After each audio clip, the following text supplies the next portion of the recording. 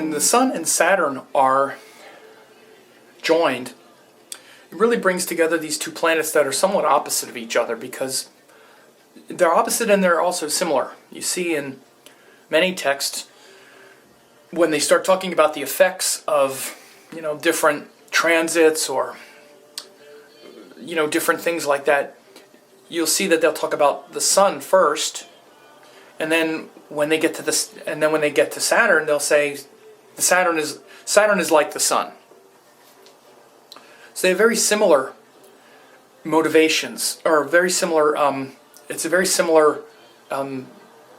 That's not very similar motivation, but they have a very similar result at times. They're both about responsibility, duty, pressure, authority, but the motivation is different.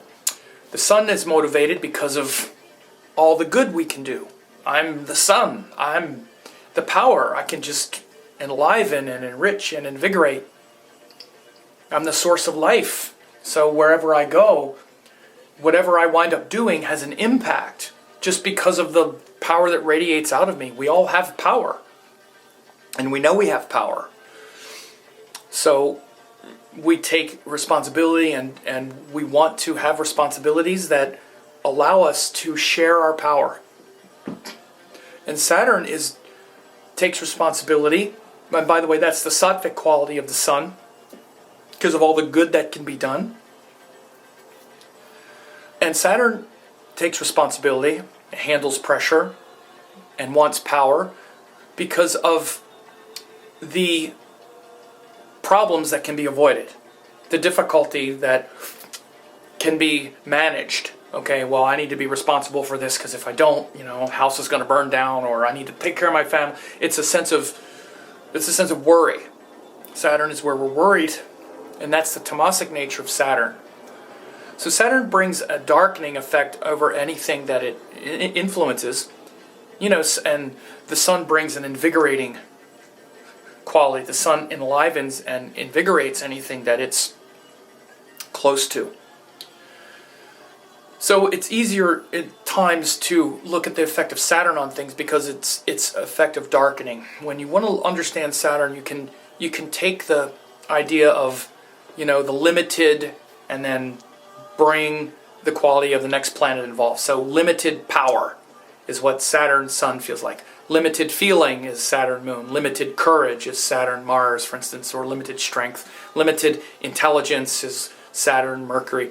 So that quality of Saturn comes. It's not a bad thing. It creates a lot of greatness. That's, eventually, but it feels heavy. And the limitation is really the limitations of time. Saturn is where we become aware of time grinding on things, grinding away at us. No matter how much enthusiasm, like Saturn Sun, we may have for, I can, start a business, and I'm a boss, and I can affect things, and I can make things happen, and I feel good in my vision. Saturn's always there going, yeah, but one day it's going to end. You only got so much time, and you only got so much power in that physical body. And see, the planets operate through all three dimensions: body, mind, spirit. The Sun through the body is physical vitality. The Sun in the mind is that thing I just mentioned, that enthusiasm, that feels good to be alive. And the Sun in the highest sense is the ultimate, unlimited source of power, the Paramatman, the Supreme Self, the undifferentiated self, the non-local self. So Saturn, his limitation says, but you're still living through the body, and it ain't going to last forever. So it creates this feeling in the Sun, which feels like a lack of confidence, feels like a sort of questioning, right? And a lack of confidence is a big thing that we experience, because the Sun gets by through what looks like confidence and vision. Vision is like, here's where I'm going, and the power and the confidence and the charisma to put it out there is what we notice with the Sun. Saturn's influence is like, I don't know, I don't have the confidence to do that. Other people are more powerful. I'm not as powerful, not powerful enough. So you can see a lack of confidence when Sun and Saturn join. Now that lack of confidence on an emotional level can lead to greatness as well, because then it makes us reflect and makes us get stronger, right? It still brings out a lot of greatness, but we recognize our limitations. It can lead us to a lot of humility and make us grateful for the energy and the time and the body and the physical body that we have, right? So rather than just take it for granted, right? And again, it doesn't have to be in your natal chart. These are principles in life. Everybody's going to have Saturn go over their Sun in their lifetime at some point. You can experience it then. So these relationships between the planets is not just in a natal chart, right? And so the influence of the Sun on Saturn is kind of a little bit the opposite. You know, Saturn is where things are kind of cold and where we might tend to use an example, like sort of freeze something. It's kind of like related to winter, where we might tend to, at least the sort of default quality in our mind and psyche is to kind of freeze something and try to stabilize it and kind of not let things get out of control. It's kind of like a barren piece of land. A barren piece of land is a lot safer than a land that has, let's say, you know, sort of plants growing on it, because you're not going to get any weeds, but you're not going to get any flowers either. So that's one example of Saturn, is something that's sort of barren, or like a wall. A wall makes you safe, and it keeps the bad things out, but it also keeps the good things out, right? So this is the problem of Saturn, is that safety and that awareness of structure also gets projected externally into the world, where when we don't know who we are, we think something external can actually kill us. And it can kill the physical body, but the physical body is not all we are. The ultimate power of Saturn is the power of reflection and solitude, and to make peace with time, not be afraid of the inevitability of time. And so the influence of the Sun on Saturn is to kind of melt that cold trembling of like, oh, you know, no matter what happens in life, I'm never going to, I'm going to die one day. It's like, you should be aware of this, okay? It's true. We're all going to die one day. And we don't like it. Nobody likes that feeling, because we don't know who we are. We think it's going to be an ultimate end. And it's not. And so the influence of the Sun, when the Sun, let's say, goes over natal Saturn each year, aspects it, if someone has the conjunction in the chart, of course, you'll see there's a kind of thawing. It's like a thaw on that part of us that we are trying to control, where we're a little bit afraid, we're a little bit worried. And, in a general sense, with the conjunctions, with any conjunction, you'll see where, depending on the elements and the different things involved, the planets will be better or worse in different signs. Like, for instance, if you're getting this Sun-Saturn conjunction in fire signs, of course, it's going to favor more of the Sun part. The Sun is really blazing in the fire signs. So Saturn is really having a hard time feeling like he's able to maintain structure in the fire signs, right? Because it's too hot. Saturn likes things to be earthy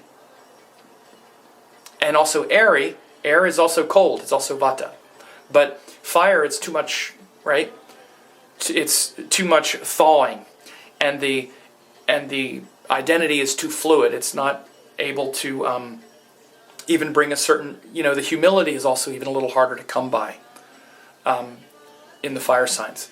So again, when you get the air signs, it favors Saturn more, for sure, because Saturn is a Vata planet. He's an airy planet.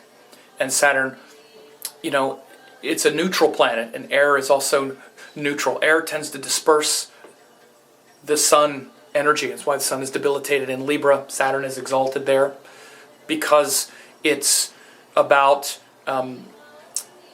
flexibility, and it's about neutrality. Saturn is tricky. I just said he's about freezing things, but he's also about making things practical and real. And this benefits the air a lot, because air can be ungrounded. So Saturn brings a lot of grounding into that, and it's better for Saturn when he's in the air signs. He does very well in the air signs, because it gets us out of that freezing quality.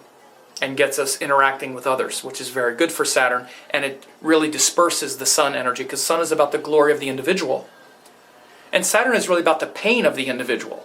And that's why in the air signs, Saturn does quite well, because the pain of the individual becomes less of a complex. One of the problems with Saturn is we turn things into a complex, and it's really about solitude.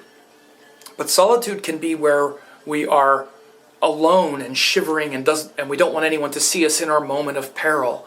And this kind of like shivering little animal who is feeling isolated and lonely, and all of those things. They're big Saturn complexes. So in air signs, Saturn engages, and it makes Saturn strong. It waters down the Sun, right? Because the Sun is about the authentic glory of the individual, not the individual who is shivering and alone like Saturn. Saturn is the weakness of the individual, right?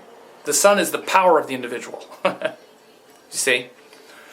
So when you get them in earth signs, of course, that's also going to favor Saturn more. When you get them in water signs, it probably tends to favor the Sun more. The Sun does quite well in water signs just because his partner, he's kind of fire and water, he's part of that partnership with the Moon. And the Sun really invigorates the emotional, problems of water signs, because because the Sun brings this warmth and this depth of emotion that illuminates those darker parts of our emotional state. When Sun and Saturn are in water signs, though, Saturn can't, it's like water dissolves the structure of Saturn, so it's harder to hold on to it. So, very interesting relationship, Sun and Saturn. When planets join that aren't very friendly with each other naturally, it creates more of a stress, and a tension is there. And you don't want to say that it balances itself out. It doesn't really balance itself out. They're very different energies, and the energies kind of work. They share a couple things. Like I say, the thing that Sun and Saturn share will actually be supported, which is they both like responsibility. So when someone has a Sun-Saturn conjunction, let's say in their natal chart, boy, they're going to like to take responsibility, particularly if it's in a house that gives a lot of responsibility.